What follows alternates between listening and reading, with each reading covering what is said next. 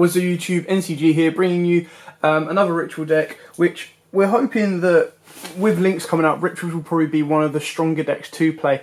Now this is all speculation until it actually comes out, but it's pure fact that all the beater and all the boss monsters are in the main deck, so you don't really have to rely too much on the extra deck. Either way, Cyber Angels are still very, very strong and very fun to play. So without further ado, I'm going to crack straight into them. And we start off with triple Cyber Angel Ben 10. This card is your best card in the deck, hands down.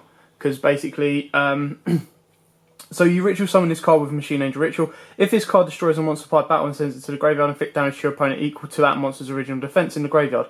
That's not too important. The second one is the most important. If this card is tributed, you can add one light fairy type monster from your deck to your hand. So you use Ben 10 mainly as fodder, and you just search out the cards you need. Double Cyber Angel Day 10. Basically, if this card is ritual summoned, you can add one ritual spell card from your deck or graveyard to your hand, so that pushes your plays. If this card is tributed, you can make all ritual monsters you control gain 1,000 attack and defense. So that is your beaster, your beefer, and your beat up for stuff like your Herald and your Seraphina. One Cyber Angel Dakini. This is one of your boss monsters of the Cyber Angels. If this card is ritual summon, you make your opponent send one monster they control. So it doesn't target, doesn't destroy. Happy days. If you ritual summon a monster, you can if a ritual monster you control attacks defenses and monster, inflict piercing battle damage to your opponent. Once per turn during the end phase, you can target one ritual monster or Machine Angel ritual in your graveyard, add it to your hand. One Cyber Angel Vrash. So you ritual summon is the exact same as the rest. If this card is ritual summoned, you can destroy as many face-up monsters your opponent controls as possible that was special summoned from the extra deck. And if you do, inflict 1,000 damage to your opponent for each. And if you do that, this card can make a second attack during each battle phase this turn. Once per turn during either player's turn, when a card or effect is activated that would destroy a card on the field, you can shuffle one ritual monster from your graveyard into your deck, negate the activation, and if you do, destroy that card. So this is your big boss monster. The only reason you play it one is because it's a little bit harder to get out than the rest. Because obviously it needs a heck of a lot of rituals, bit of fodder for it. But when it is on the board, it is very, very strong and hard to deal with. Double Herald of Perfection. You should know what this card does. It basically, you send a fairy from your hand during the player's turn. When your opponent activates a spell card, trap card, or monster effect, you can send one fairy type monster from your hand to the graveyard, negate the activation. If you do, destroy it. Two Saphiria, Queen of Dragons. This card is also really, really cool because basically its effect goes off. So when it's ritual summoned, or if a light monster was sent from the hand or deck to the graveyard, these are all light monsters. So every time you use Ben 10 as fodder, this effect goes off. Obviously once per turn, but any time it goes from hand to, or deck, you're golden. Draw two cards, discard one random card from your opponent's hand, which is very nice going first turn and making your opponent start with a card less. Add one light monster from your graveyard to your hand, so it's very, very nice.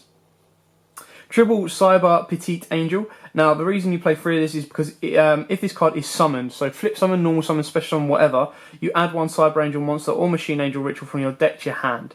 So you can only use it once per turn. It's a bit of a shame that it's just so weak, but the idea is you summon this, get what you need, and then tribute it off using it for fodder. Then we play the Seraph Engine, triple Scepter, triple Chair. It can be a little bit inconsistent, but when it does go off amazingly well. Ben 10 searches out the ones you need. So I mean, if you ritual summon first and you've opened up with like Scepter or Chair, Ben 10 then searches out the next one, and all you got to do is have one of each of these in your starting hand, and you've got the combo off. And then if you can start up with Serapha, Queen of Dragons, you take one from the hand, and then if you can get an Ouroboros on board as well, you're taking two from your hand. Your opponent's starting their turn with four cards in hand. Triple Manju, just because it can search out either the spell or the monster, whichever one you need.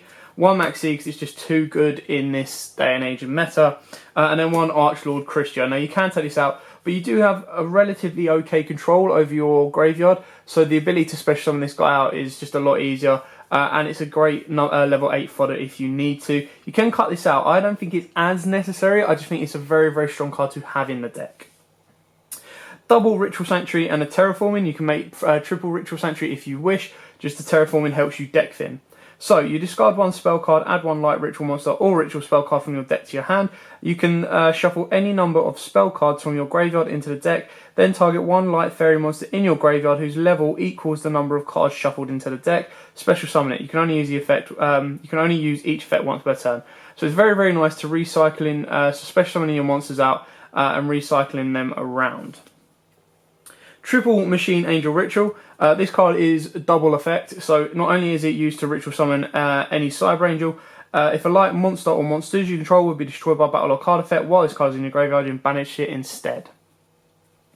Double Hymn of Light. This is to get your Sephiria, Queen of Dragons out as well. And again, if a ritual monster or monsters you control will be destroyed by battle or card effect while this card is in the graveyard, you can banish it instead. So again, it's more protection. Double Dawn of the Herald. This is to get your heralds out. Double Pre-Prep of Rites, you can put this up to 3 if you want, but this card is mainly there to search out your Dawn of Herald and your Herald, or your Hymn of Light and Sephiria. One Pre-Prep of Rites, you add a level 7 or lower, and then a spell card from your deck to your hand, then you add a ritual spell card from your graveyard to the hand. So most of you're searching out your Bentens, your Idaitens, your Heralds, your Sephiras, you've just got a lot to search out. And then we play one Machine Angel Absolute Ritual. Now, I still need to test this a little bit more to decide if I want to bump it up or not.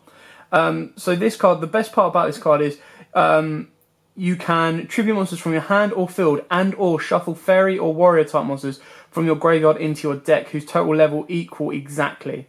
So the reason I play this as one is because the levels need to equal exact, and it doesn't have its second effect like banish it to protect.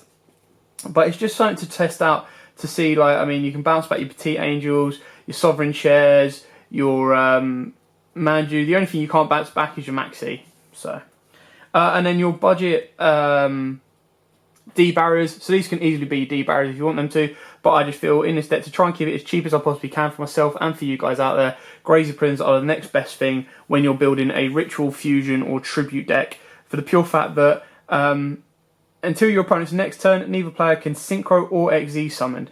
Synchro and XZ monsters cannot attack, also their effects are negated. So you set this, go during your opponent's turn if you've got a Ritual monster on board, you bang this out. Yes, it's a little bit on your Orthoroses and your Deltaros, but by the time you've already got them out first time, you've used mainly the effects you want to do.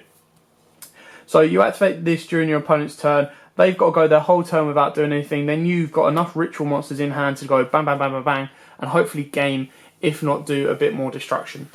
These can come out, it's just personal choice for your barriers. Simple as that. Right, now on to the extra deck. So extra deck, I play 2 number 24 Dragulus the Vampiric Dragon because A, I think the artwork is absolutely amazing, and B, I love the effect. The effect is really, really nice. I will play 1 Beatrice Lady of the Eternal. This is very, very good because you can start sending, if you've got a full field and you think your opponent's going to dump a Regeki on you, you can start sending your ritual spells if you want to for banish and protection, or you can fill up your graveyard to then activate Ritual Sanctuary's effect.